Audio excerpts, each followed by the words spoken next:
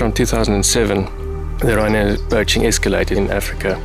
And the reasons for that is the incredible increase in the value of rhino horn. This is about criminal syndicates that got involved in poaching.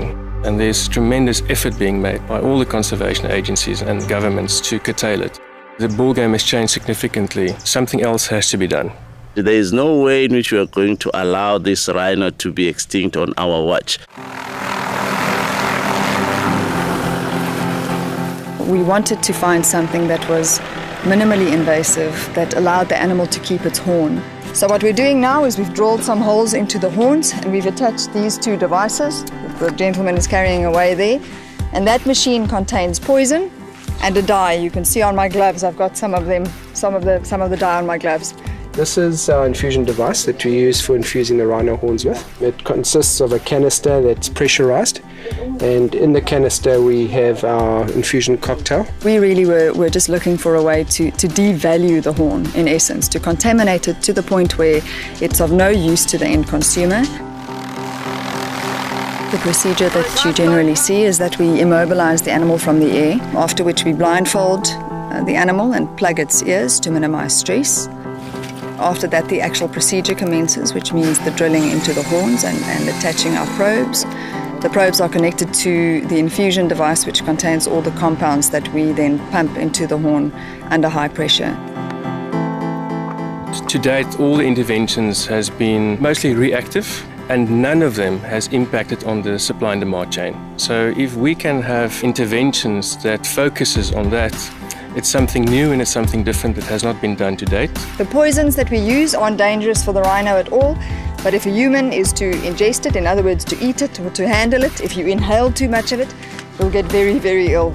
The message that we want to send is a strong one. If you choose to poach our animals, you do so at your peril.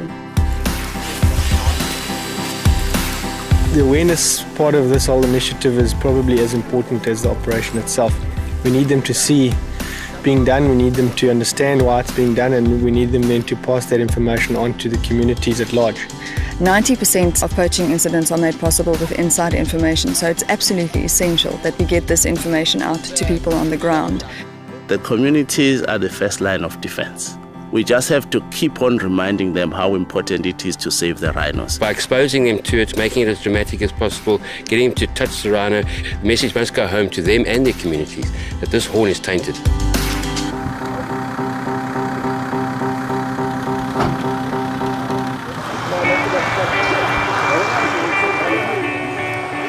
It's important that when we trial something new, especially as radical as this, that we have the support of our political leaders. That seemed like a good idea to bring them out here to show them exactly how the infusion process works.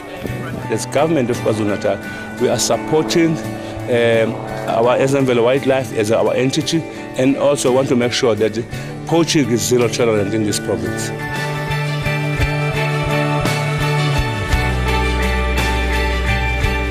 The possibility that these poachers can finish our rhinos is very big. That's why everybody should join in this war fighting against saving the rhinos. That's why we are trying to join our effort to make sure that we combat as one group against these poaching activities. Our children and grandchildren will see rhinos in the future.